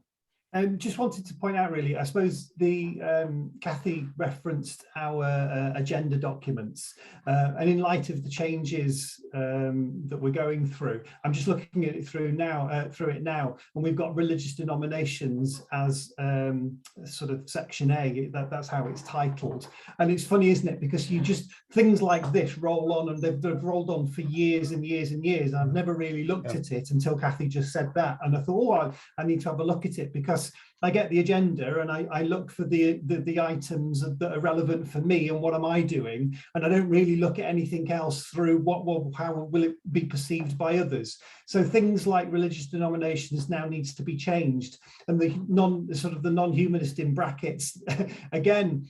We're accepting a humanist on committee A, so therefore we would like sort of other religions that are not humanist, or other faith or other representatives. It's funny, isn't it? You look back at this. So there is a bit of work that needs to be done on what the agenda pack's going to look like as a result of this conversation. So thanks for that, picking that up, Kathy. And then the other thing that I wanted to say, as a teacher, as an RE teacher, contrast is brilliant for teaching. And so actually finding an opposite view, or the devil's advocate, or something composing, well, what does so-and-so think, is a really good way of getting me to think of what do I think about a situation if somebody else thinks X, Y, or Z. So actually bringing in like a contrasting view is something that teachers have done for years and years and years. So humanism isn't sort of new on the curriculum, but it is something there that if teachers haven't used it, they can. It sort of brings something to the armory, doesn't it? It brings something to the way that RE should be taught, or that RVE should be taught. And then also, I suppose, for me, there's this idea of lived religion or lived belief, and there is a continuum, and the continuum is massive, isn't it? So not everybody that claims to be a Christian believes the same thing. So actually there is this continuum that the RE teacher or the RVE teacher has to sort of unveil to our pupils, and sort of bringing in different viewpoints and contrasting viewpoints is really, really important. So that's all I wanted to say. Thank you. Yeah, and echoing Jenny's points earlier, Phil, that, you know, even for those of us who have faith, it's a pilgrimage. You're going down a line, and your views change and adapt and enlarge or whatever based on your experiences of life and so forth, and your understanding and exposure to a wider variety of ideas from science, a lot of them as well. So I think that's okay, it's education, Mr. Blair, yes. Can I ask a question or clarify? I agree with what Phil had just said. As a past chair to the group, you know, we have been working with the guidance and the wording of the guidance from the Welsh Government and so on regarding faith groups. So it's only very recently that we are changing quite naturally now to include non-faith groups as well, and that has meant changes in the small lettering and the Constitution and so on as well. So I don't see any questions regarding a non-faith group coming on into SACRE at the moment, because the wording has changed, and it's changed for people like myself, who was a layperson, has changed quite recently, and my understanding is better or different now to what it was before, according to the guidance. I would like to ask Kathy regarding representation. You know, we come from a background on meetings and coming together and so on. Is there a humanist society or a group of people that meet, or who are you representing sort of population-wise, or is there any answer to that at all? Yeah, it's interesting because we, on my own journey to SACRE in the Vale of Glamorgan, which was it was quite contentious for a while, but now it's very peaceful and it's a very happy SACRE. There was they asked frequently for evidence of the size of our congregation, which we don't have. But that is the tradition of appointing people to Committee A based on the religious traditions and how religious groups were appointed. And so that can make it quite difficult. We don't have congregations. We don't have regular meetings as such. We do have humanist groups that get together. We've got one in Wrexham that's quite lively and active, obviously not for the last 18 months, but they've been meeting online, and they meet to discuss things, to do acts of charity, whatever it might be that they want to do. We don't have a group within Conwy, but the difficulty with humanists are they don't often label themselves as humanists either. They can often want to avoid labels altogether. So that's why it can be hard to count. And I'm really sorry about the light coming in. My dog, who you might have seen jump up on the screen earlier, just likes to get involved in every meeting somehow. So she's currently trying to nose out the window. But the issue of labelling and being able to count how many humanists is a difficult one for us. If you looked on the census data from 2011, it will tell you that the religious population was X and the non-religious population was Y. And I'm sure that 2021 will be similar. Those figures might have moved a bit. They don't ask the question, are you humanist? So we pleaded with the Office of National Statistics to put it on there as an option. It wasn't.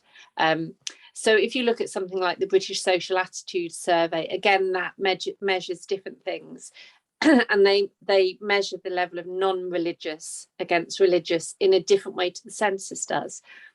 All I can tell you in terms of numbers is that we have 80,000 members of Humanist UK across England and Wales, but they are people who pay an annual fee to Humanist UK to support the campaigning work that Humanist UK does. That doesn't mean there are 80,000 humanists. There are many, many more times that humanists, but they don't choose to be involved in the political campaigning side of it.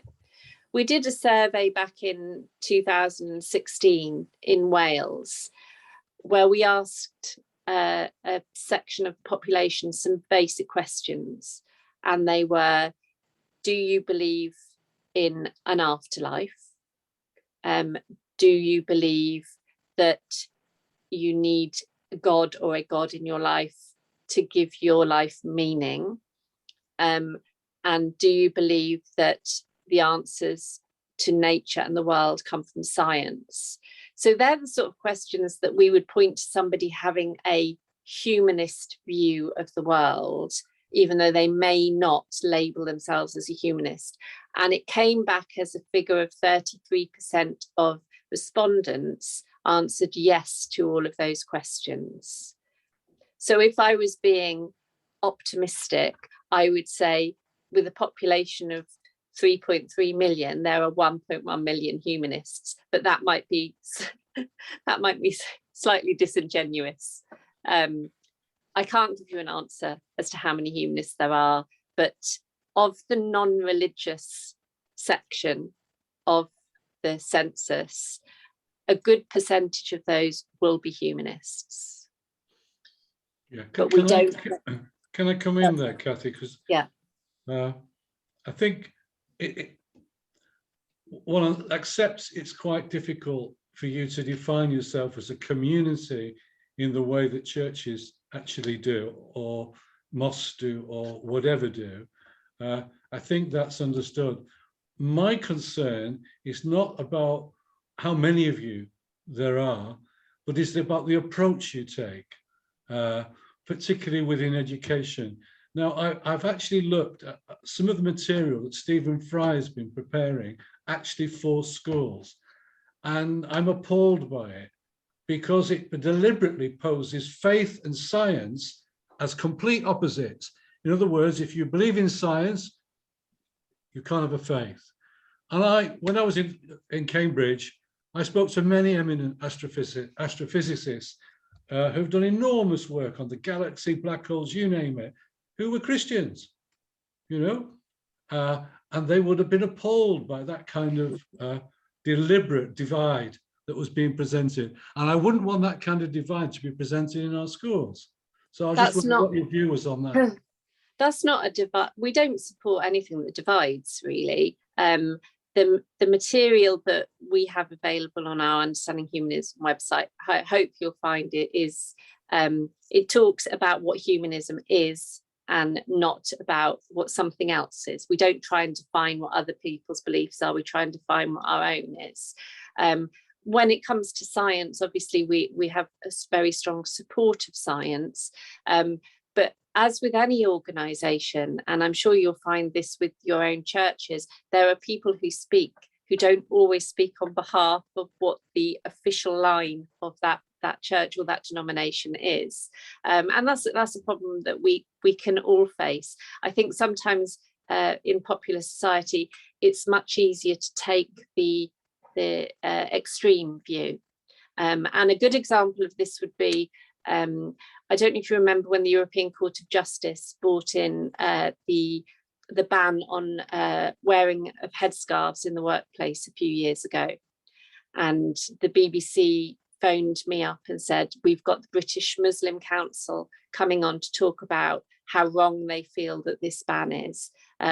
Will you come on and argue against them? And my answer to that was, well, absolutely no. We think it's wrong as well. But they assumed because we were perceived as an atheist organisation, we would support anything that took religious artefacts out of the workplace. Our answer to it was anybody should be able to display their religion and belief however they choose to. And as long as it doesn't interfere with the work that they're doing, there shouldn't be any laws that prohibit people from wearing headscarves, wearing crucifixes, whatever their choice might be. So we're really not about trying to create division at all. And if you see any resources from Humanists UK, they really shouldn't be, or you shouldn't see any that promote that form of division or try and label faith in the negative and promote humanism in the positive, because that's not. I wasn't aware. I don't know where Stephen's, under what umbrella Stephen was preparing these, these materials, but they were aimed at schools, that's for sure. Yeah. And they were presented in such a way as to engage children, as he would. He's a very imaginative person. Yeah. So it's very reassuring to hear you say what you said, actually. So thank you for that. It's difficult, isn't it? I mean, your beliefs are what you believe, so you will talk about them in the positive, but it would never be for me to explain what a Christian or a Muslim or a Hindu believes about something. I would much rather have somebody from that faith in the room with me to have a discussion with them, because that's how you find greater understanding. Well, that's kind of what Abdul and Phil were saying, weren't they? Yeah. Okay, are there any more questions to Kathy? Anis? Yeah, I just wondered really, obviously as faith groups, we have our whatever form it is, the representative body who we're accountable to, and we have to kind of toe that line, whatever our thoughts or our feelings are, what we believe. Now, what kind of governance arrangements do you have given, because I'm just thinking about, I sit on actually 3 SACREs, and what I'm kind of mindful of now following this discussion is that we might have 3 different individuals with 3 different views. And given that we work across a broad range and work in partnership, how is that going to be managed from your perspective, really? Yeah, that's why we like requests for SACRE representatives to come through us wherever possible. We do school speaker training and we accredit our school speakers. We also have a network of humanist celebrants who are trained, qualified and do regular CPD. And if we were nominating anyone to be on a SACRE, we would want them to be part of one of those two networks because they're regularly reviewed and accredited. And as part of that, we have very clear guidelines as to what to say, what ideas to promote, and we make it very clear to them the difference between giving an individual opinion and giving a humanist opinion, because it's really important. So just as an example, I was doing a Zoom class with a school the other day where one of the students asked me, what does a humanism think about the death penalty? And I said, well, I can tell you what I think about it, and I can tell you what I think a lot of other humanists might think, but I can't give you an official humanists believe this, because we all have different views. And the next question was, are all humanists vegetarians? Because we talk about how much we want to protect the planet. And I said, a lot of humanists are vegetarians, but I can tell you for one, the chief executive, the head of Humanists UK, loves a bacon sandwich. And so I'm afraid it doesn't go for all of them. Yeah. Well, I think if you ask a lot of Christians whether they believed in death penalty, particularly if you lived in the States, you'd get a massive different answers. Absolutely. You really would. And it's that difference between your personal worldview and your organisational or your institutional worldview. Yeah. Well, I think I can probably say that in my own personal journey, although I have a very committed faith still, people would consider me a heretic within some of the institutional religions. So. But that's because it's personal, isn't it? That's what it is for the child, going back to Laura's point, in the school. And how they're going to grow in their understanding on their own journey. I'd like to ask one more question, though, if there's nobody else is putting their hands up before we leave you.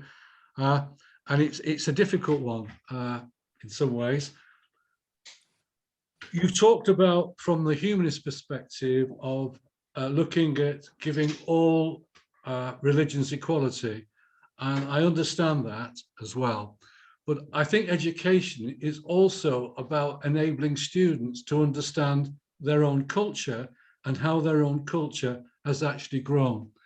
And I'm desperately thinking for the name of the historian, but the very famous modern historian who recently produced the book Dominion, tracing the evolution of the Western mind. And he's an atheist, by the way, affirmed atheist, and said you could not do that, understand the Western mind, without an understanding of the contribution to Christianity towards that. And therefore, the implication of that is you need to give some kind of weighting that into an English or British child or Welsh child's education. And I just wonder what you thought about that. Yeah, I'm going back to the Curriculum and Assessment Act, not wanting to diminish it by just bringing up a legislation, but the Act itself states that the agreed syllabus must reflect the fact that religious traditions in Wales are in the main Christian, whilst taking into account the teaching and practices of other principal religions and the range of non-religious philosophical convictions. So I just wanted to read that to get it clear. The traditions that we come from are Christian, and it is critical that children are taught about that. It's a really important part of their education. When you look around and you see the churches that are around us, and you look at the history and how we've come to the society that we're in now, if you look at where education came from, it came from the church. If we wouldn't have the education system we have now, if it wasn't for the churches creating that free education hundreds of years ago. So it's a really important historical fact, traditional fact. And it's important because there are so many people within society who practice that faith as we are now. And there are people coming at Christianity from different directions as well. So we fully support that being an intrinsic and core part of RVE moving forward. what we don't want to see is people understanding humanism through the lens of Christianity, if that makes sense. So quite often humanism is put forward as this is what a Christian thinks, or this is what a religious person thinks. Why does a humanist think about it differently? Rather than looking at humanism as a belief system in its own right. And that's sometimes where the difficulty can occur, that you wouldn't look at Islam just as it relates to Christianity. You would look at it as a belief system in its own right, with its own ideas, that it's grown in its own way, and it's the same for humanism. That was a very helpful reply, Kathy. Particularly, you were right to point to the legal reference as well, the statutory reference as well. Well, I think that for me, that's been one of the most interesting discussions we've actually had on SACRE for a long time. It's nice to move away from just dealing with kind of legislation and processes and talk about some of the fundamental things which bring us to the table in the first place. So I just like, on behalf of all of us, to thank you for your contribution. Very stimulating. And also, we were going to welcome Melanie after she'd given her talk. So if you could pass on that welcome. We will find it difficult to adjust our timings because we fit with the council. Yeah. So she's going to attend. She will need to sort of come when we're meeting. Okay. And if she can't, then we'll put forward another candidate, if that's okay. Great. Yeah, that's fine. Yeah. That's fine. All right. Yeah. Thanks so much for your time, everybody. I've really enjoyed it. Okay. Thank you. Okay. Bye-bye. Okay. We move on to item 9, which is the action plan. Phil has actually now written into the action plan the timings, and we therefore want to agree it. But there is a rider, and it's been referred to already in this meeting, both by Phil and by Lowry, and that is that in actually endorsing the timings within that action plan, we have to take on board a certain amount of flexibility because of the constraints that schools are actually working under at the moment, not only with the delivery of the national curriculum, but also with the impact of COVID. But bearing that in mind as a rider, I would like, if there's any questions on it before we put it to the vote, I'll take them now. Okay, well, could I have a proposal that we now accept the action plan with the current timelines written into it? I'd like a proposal for that, please.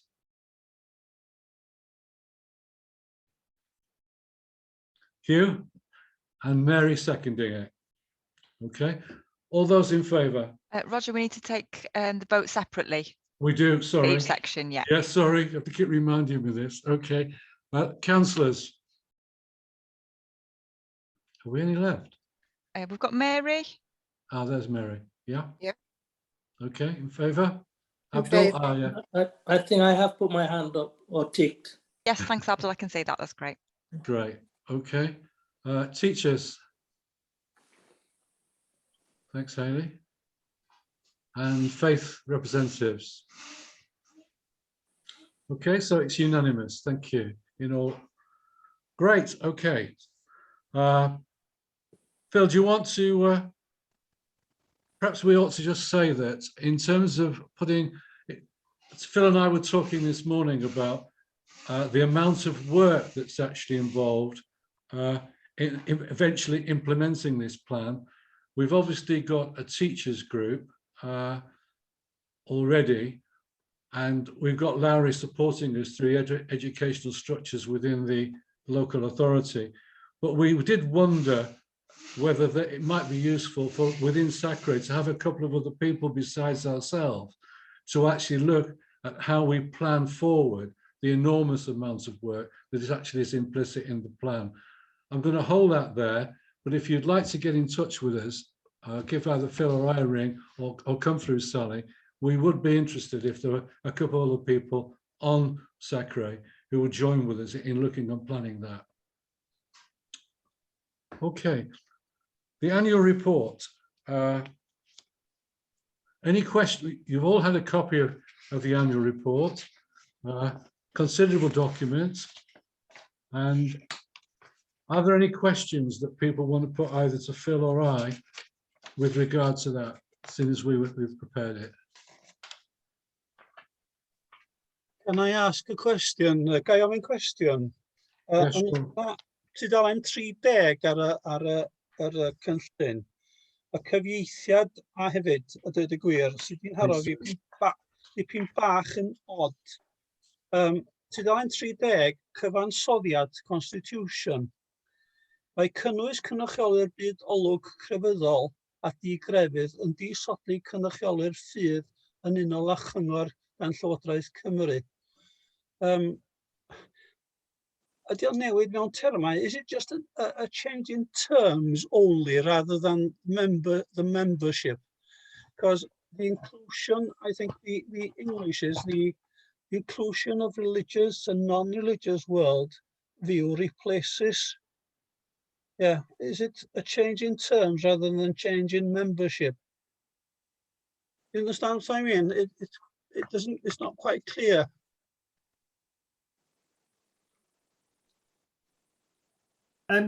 Yes, yeah. It doesn't replace, does it? Adds. It actually adds, doesn't it? Yeah.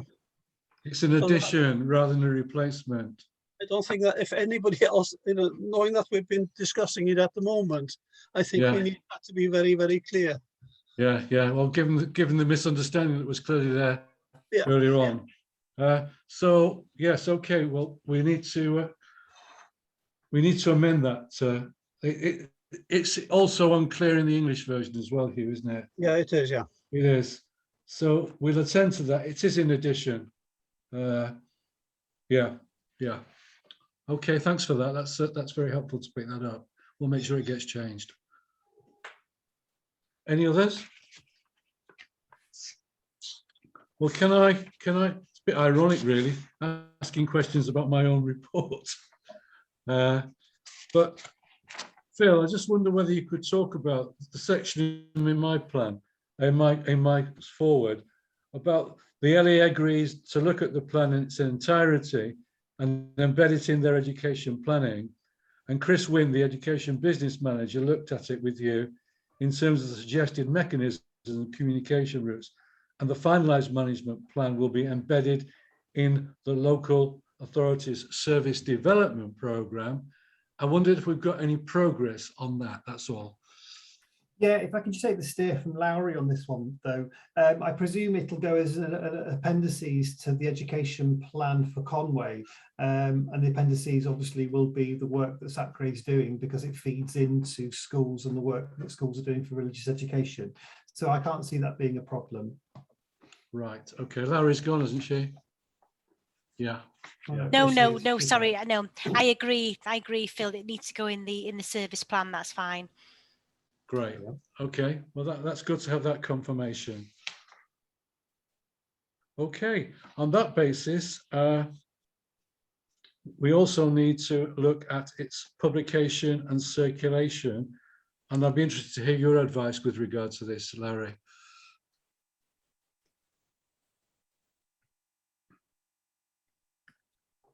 Phil, have you had initial discussions with the education improvement team around this? I have, yes. So it's going to go to all schools through the normal channels. I think the conversation was the wider distribution for councillors and for the council.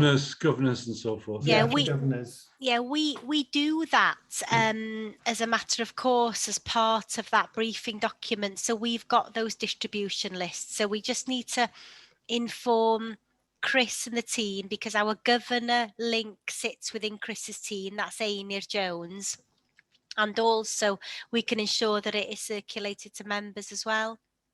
Okay, brilliant. That'd be really helpful. And of course the diocese and our union reps are part of that distribution list, so it's an encompassing list. Yeah.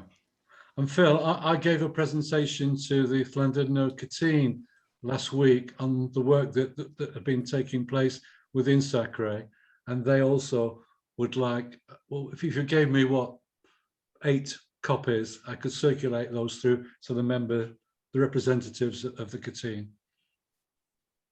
I suppose that brings up printing. I presumed it would just stay electronic and we could sort of send it electronically rather than having any physical copies. We'd promote the electronic distribution. We wouldn't promote.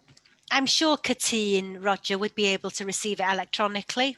Nia, or I'm sure I can email Nia and ask if she'd get that electronically.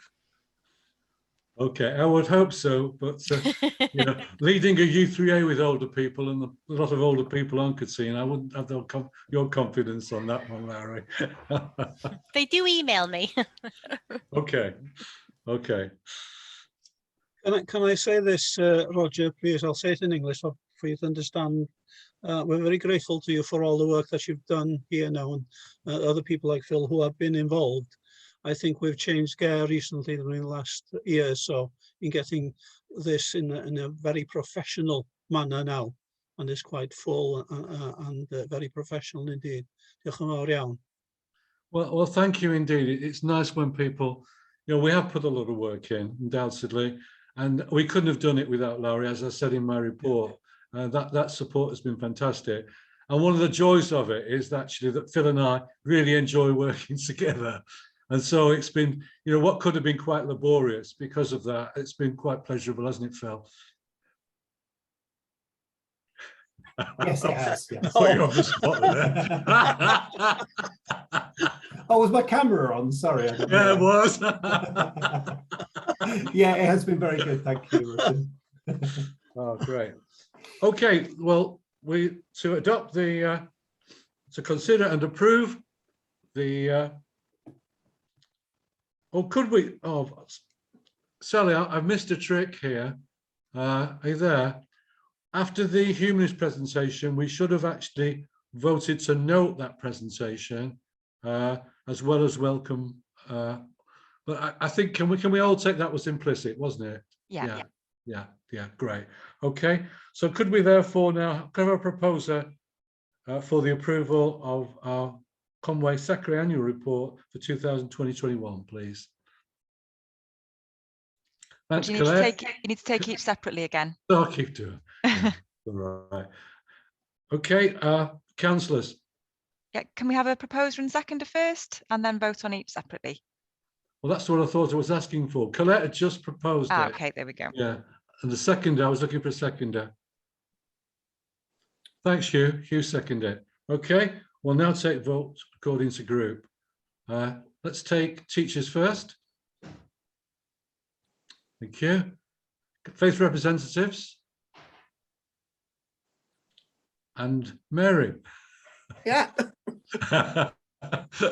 Great. So that's unanimous, which is great. So thank you indeed for that. And thank you to Phil as well for all the work that he particularly put in with regard to this. Okay, we have one more. We're doing just about all right, Phil. We've got item 11, which is to receive the minutes of the meeting held on the 16th of June 2021 of SACRE. Phil, I think there's just one aspect of it you wanted to just to highlight, and that was it. Yeah, on page, right, it's page 69 of the overall minutes, or page 20 of the SACRE, the WASACRE minutes. There is a section number 7 that talks about professional learning. All of the other items on the minutes we talk about anyway, so in terms of the guidance, the consultations, etc. But it's the professional learning that's the only thing that we've not really discussed. Just to say that Welsh Government has agreed a series of supporting measures that will see resources being created for RVE in the new curriculum. Welsh Government have offered to pay for that, or they have secured some funding. There are questions about how we're going to see that into fruition. I'm just looking at Tanya on the screen there.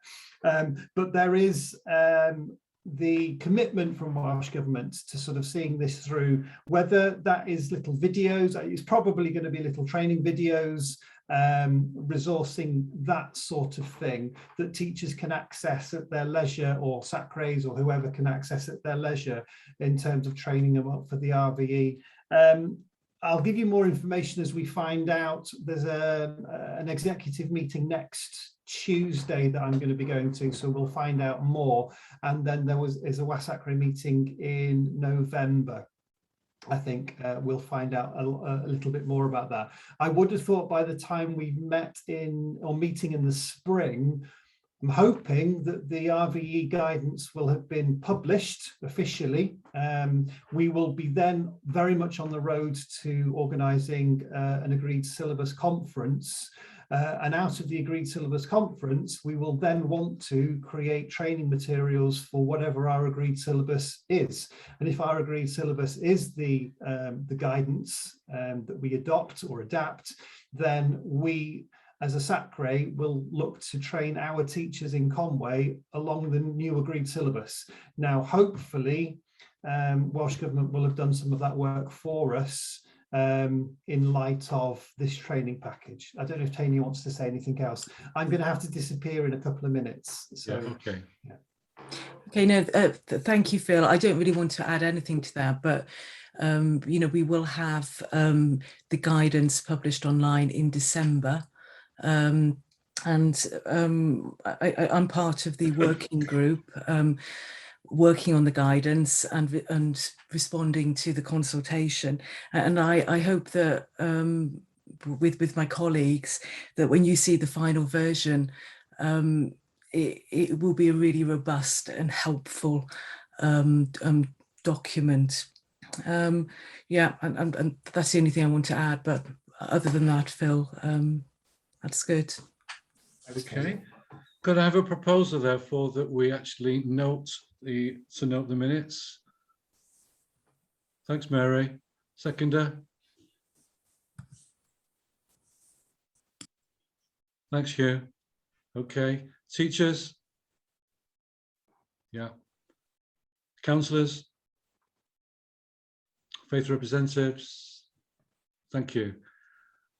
Okay, I think Phil will be disappearing, but actually, Lowry, there was one thing that I forgot to raise under matters arising, which perhaps we could just mention under A or B at the end.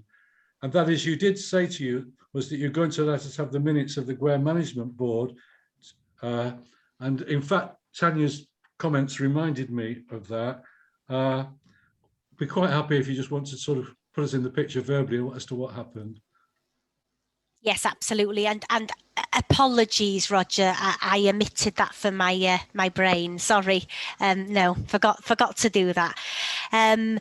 In terms of what we are discussing at the moment, it's about GWARE's programme of work in how they're going to approach schools now, taking into consideration, you know, the continuation of the pandemic and the challenges that schools are facing, but also an understanding and an acceptance that, you know, we're still accountable, schools are still accountable, and we've got testing as well.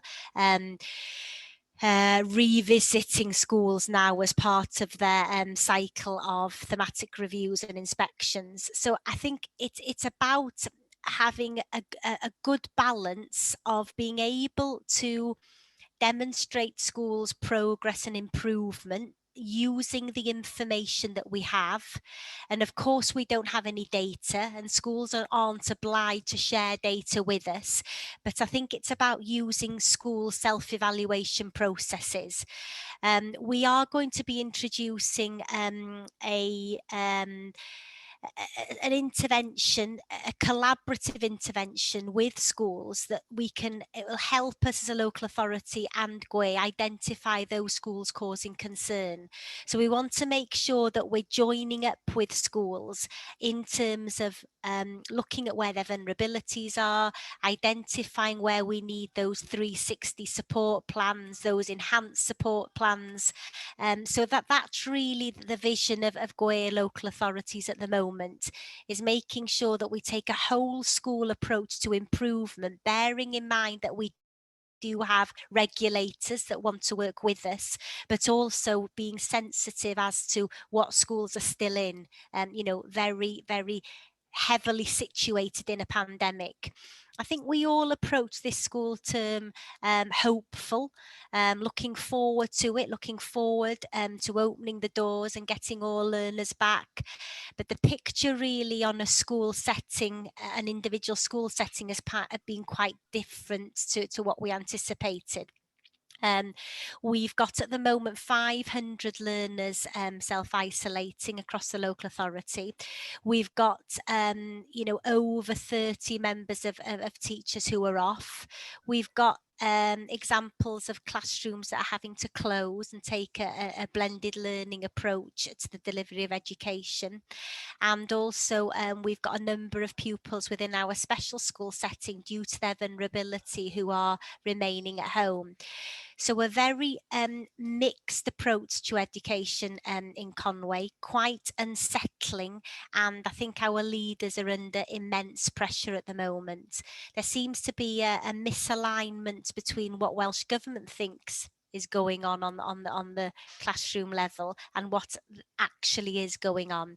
So we've joined up with all 6 local authorities now in the region with our portfolio leads. Councillor Fallon has been very supportive, and we've written to the Education Minister outlining these stresses and strains, outlining the challenges, and really drawing their attention to the lack of support that we feel at a local level that we're getting from our government.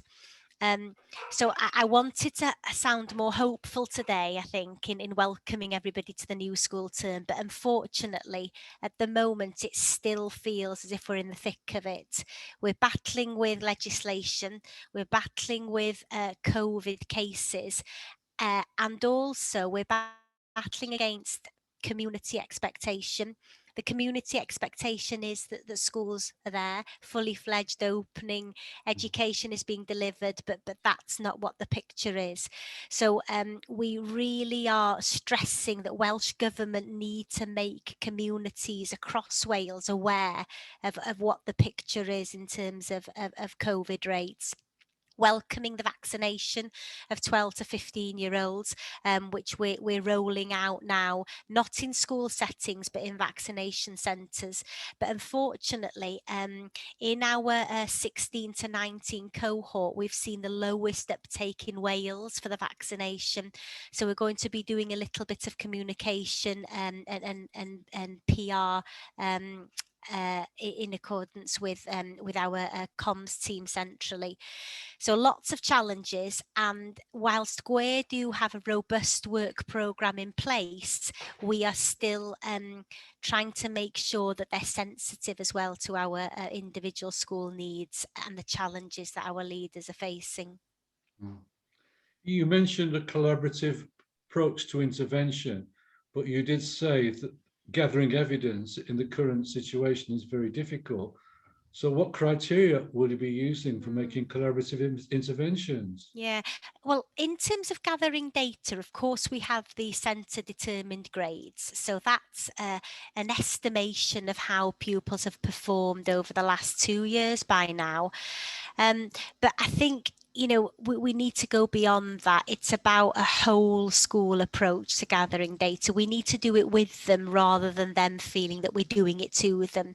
So it's about regular visits, regular meetings with heads of departments, with school leaders, looking at their self-evaluation processes, supporting them through that self-evaluation. And also as well, you know, we need to be supporting schools with their readiness for the new curriculum. We know that we've got some schools that were part of the original Pioneering Schools programme who are further ahead than other schools. So it's about taking that cluster approach now, getting you know, really schools to support each other in making themselves ready for the new curriculum. It's a really unusual, unique, difficult time in education. We've got this exciting curriculum that we're ready to embrace, but we've got these enormous obstacles, which mean that many of our year 11s and year 13s have missed. We're only 4 weeks in, some have missed 3 weeks already. So, you know, the challenges are immense, and you know, we're polarized in terms of what we can offer. Yeah. Well, I think just from our perspective, and many of us around this table, in fact, are people of faith, we clearly need to put our schools and our students on our prayer list. Yeah, so thank you for bringing us up to date on that, Lowry, and we wish you all the very best in your job in leading in this very, very difficult, challenging situation. You'll be much in our thoughts. Diolch yn fawr. Well, thanks everybody. Thank you again for your contributions, but we have to fix a date for the next meeting. And Laura, sorry, Sally, have you got any suggestions for us? In terms of the next meeting? Yeah. When I'd have to go and have a look at our committee calendar, but when are you hoping to hold it? What months? Phil's gone. I think we thought we need to get away from the beginning of term because of the pressures on our teachers. Yeah. So I think probably, I mean, from your perspective, Larry, what would it be, late October or beginning of November, somewhere about there? Yeah, I think, Sally, that this time really, end of September, beginning of October is for ideal. Okay, yeah, no problem. So in terms of the next meeting. So we'll go in, that will then be what? End of February, beginning of March, yeah? Obviously avoiding the half term. Yeah. Please, yeah. Yeah, okay, I'll have a look at our committee calendar because obviously we can't clash with anything else. Okay, don't. So you circulate that to all of us. Colette has a hand raised. Sorry, Colette. Could I just ask, do we need to apply if we want to go to the next SACRE meeting? I know we've had the details from Sally, but is there do we need to register our intention to attend? Yeah, I think we need to register our intention to attend. I mean, that doesn't mean you have to go, but to let them know. Yes, if you'd like to go on our behalf, Colette, I think we'd really appreciate that as well. I don't mind. Yeah, sorry we didn't raise. I also raised that under SACRE with Phil disappearing. I forgot. So, I'll remember to keep quiet next time. Okay, so if we could record that, Sally, that would be really good. And yes, yeah, thank you very much. We look forward to your reflections on alongside the next SACRE report. Well, thanks again, everybody, for your contribution, and look forward to seeing you next time. Take care. God bless.